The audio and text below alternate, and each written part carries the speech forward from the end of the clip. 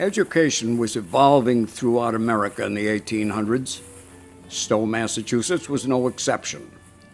Children were needed to work on the farms, but sending them to school was something the parents did in the knowledge that a sound education would better the citizens of the new republic, both intellectually and morally.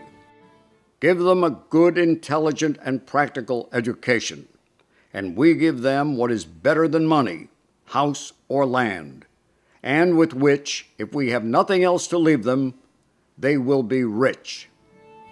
Stow, located 24 miles west of Boston, was a thriving community. With the Assabet River providing good water power, Stow was home to 2 woolen mills and manufacturers of leather, boots, shoes, and straw bonnets.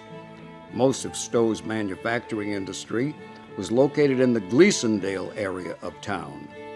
To the northwest, the soil was light and sandy and good for growth of hops and grains. Here, the West School District 3 was established to serve the children in this more rural part of town. In the mid-1800s, most students had to walk to school. Most of the students would have to walk miles each day to attend school. In the summer sessions, both boys and girls walked to school barefoot. A young student who had contracted polio was unable to walk to school from his homestead, which was more than a mile away. Benny Golding's father built a cart pulled by a goat for him to ride in so that he could attend class. Stow was geographically larger in the mid-1800s than it is today. Because of this, the towns needed schoolhouses to be spread throughout the community.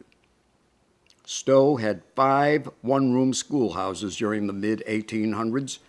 One of these schoolhouses is located in present-day Maynard and is now a privately owned residence. The West School was constructed in 1825 on a lot where a school previously stood. The town of Stow purchased the lot from James Brown for $2. This land included the 1-acre site on the east side of Harvard Road, where the schoolhouse sits, and 2 acres across the street, where there is a natural spring from which the children would draw water. This schoolhouse was constructed for the sum of $246.50 in 1825. Over the years, many graduates of the West School went on to successful careers. Lena Peck, a most illustrious graduate, became one of the first female doctors in the southern United States. After securing her medical degree, she rode her bicycle to patients' houses in Stow and later launched a successful medical practice in Georgia. In the mid-1800s, women could not vote or receive equal pay considerations. In 1842, the West School began to serve as a social library, but only male registered voters could borrow books. It was common during this time for male schoolmasters to make 2 to 6 times as much for their teaching services. Finding and keeping talented schoolmasters was challenging for the community.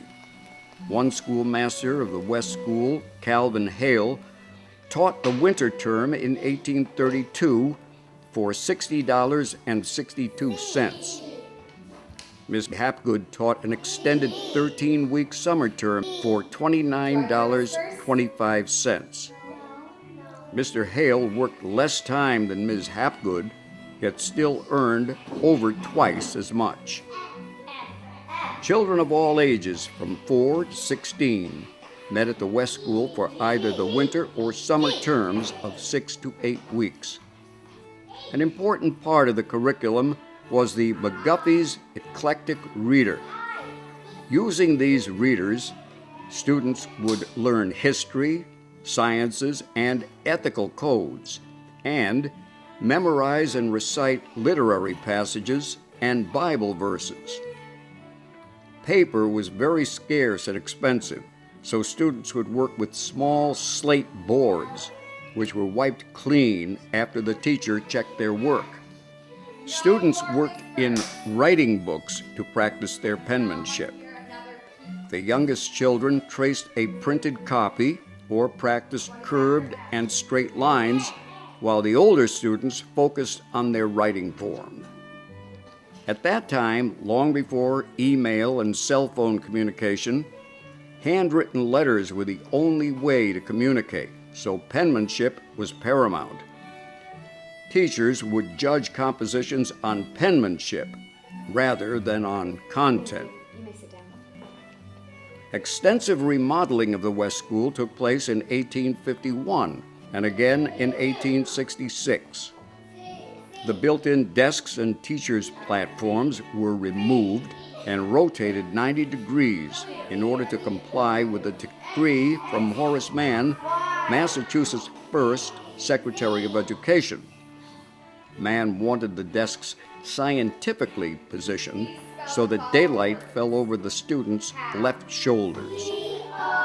The windows of the West School were lowered during these renovations for optimal lighting. Ironically, in 1825, the original building contract called for the windows to be high enough off the floor so that the scholars could not look out and be distracted from their work. Students had to take a tiring journey down to the natural spring to get water for the day, but eventually a well was dug on the east side of the building. Other early improvements included the installation of a wood stove, which replaced the fireplaces, and the completion of a privy. The West School had 2 fireplaces when it was first constructed in 1825. In the winter months, keeping the school warm was a major challenge. Burning wood was the only source of heat, and the wood would vanish quickly. Parents were told to provide a load of firewood for every child that they sent to school, and even then, there often wasn't enough. By 1906, the schoolhouse was no longer in use. It was sold to John Taylor for $36 and was used as a 4-room residence until the mid-1950s. By 1968, it was acquired by the town for back taxes and restored by the Stow West School Society in 1971. Today, the historic West School is one of only 2 publicly owned 1-room brick schools in all of eastern Massachusetts. The West School stands as an enduring symbol of our country's ambitious public education system.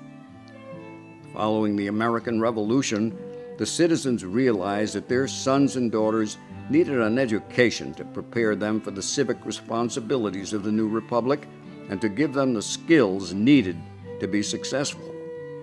The new nation wanted an education to be within the reach of all, not just the affluent. This goal was accomplished with the 1-room schoolhouses scattered throughout the countryside. It was this commitment to education for all that has enabled our great country to continue to flourish for more than 200 years.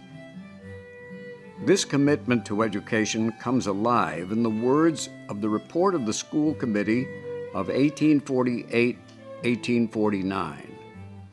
Mr. Reuben Bates, Mr. Theodore Cook, and Mr. Edwin Whitney wrote, "Give them a good, intelligent, and practical education, and we give them what is better than money, house, or land, and with which, if we have nothing else to leave them, they will be rich."